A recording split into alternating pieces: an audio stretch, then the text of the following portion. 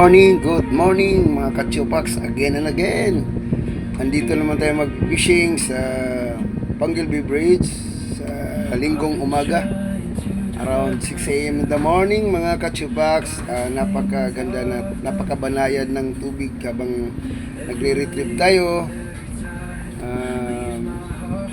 Gamitin ng deep dive para makikita ng isda sa ilalim ng tubig. Hindi ganong kalaliman ng tubig, medyo patay pa lang. Magkakast tayo ng magkakast para mapapansin ng isda na lumalagapak yung pamain natin mga kachupax. At ito ay masakit sa mata at sisibarin nila mga kachupax. Ayan mga kachupax, i-retrieve natin ng dahan-dahan upang makita ng isda o anumang klaseng isda. Kung siswatihin man ay mas mainam na at biyaya ng may kapal. Kung anong klaseng isda makukuha natin ay tatanggapin natin. Ito ay maluwag sa ating kalooban dahil ito ay biyaya ng ating Panginoon. Sana't siswertihin mga kachupax. Ayun na, hindi ka nagkamali mga kachupax. At ito ay nag-strike ang isang snapper. Siguro mga isang kilo siguro ang mga kachupax. Kaya yun na may siniswerte tayo at binigyan tayo ng biyaya ni Lord sa araw na ito. Yan ang laki mga kachupax. Ang bigat at taba pa mga kachupax. At ito'y kumikuwas-kiwas na parang ayaw magpahuli mga kachupax. Ayun na mga kachupax. Ang laki-laki. Ganda naman. Ang huli naman. Thank you Lord. Kahit isa lang sa araw na to at masaya na ako mga kachupax. Masaya na ako Lord. Salamat naman binigyan tayo ni Lord ng magandang isda. Ito ay atin ang tutusukin sa ating clip para naman hindi makawala. Sayang at makawala eh.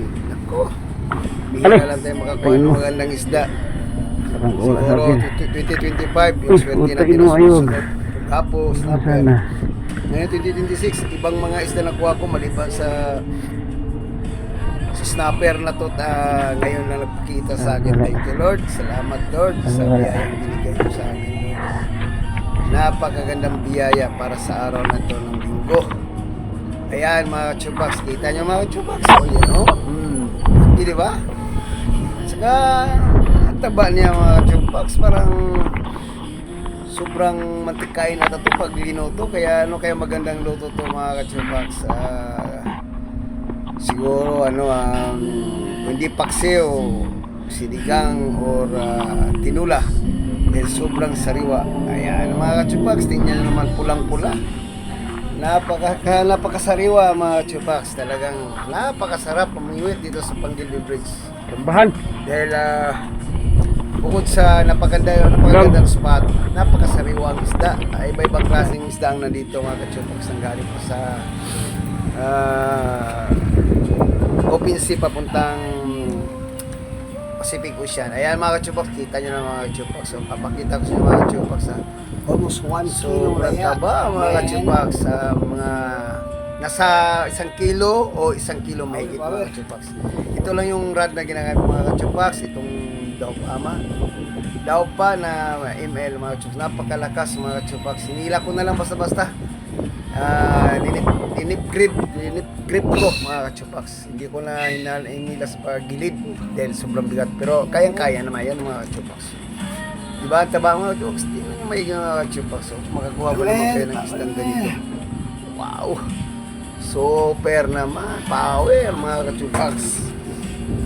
Napakaganda mga kachupax sa araw na ito. Biyaya ng ating mga Panginoong may kapal mga kachupax. Ayan mga kachupax, oh. Kita nyo mga kachupax, pulang-pula at sariwang-sariwa. Hindi siya agad mamamatay mga kachupax dahil tinusok ko sa bibig niya at inabad ko siya sa tubig habang tuloy ang pamimingwit ko. Ayan ang mga kachupax, sa huling tanaw mga kachupax. Papakita ko sa inyo kung gaano kataba, gaano kasariwa, gaano kakintab, aling pa sa napaka-priskong dagat mga kachupax. Sana kayo mga Almost kachupax, more than makakuha 1 rin kayo kilo. ng ganito. Lalo na sa mga master natin, sa mga angler na katulad ko, mga kachupax. Salamat mga kachupax. Hanggang sa susunod. Bye.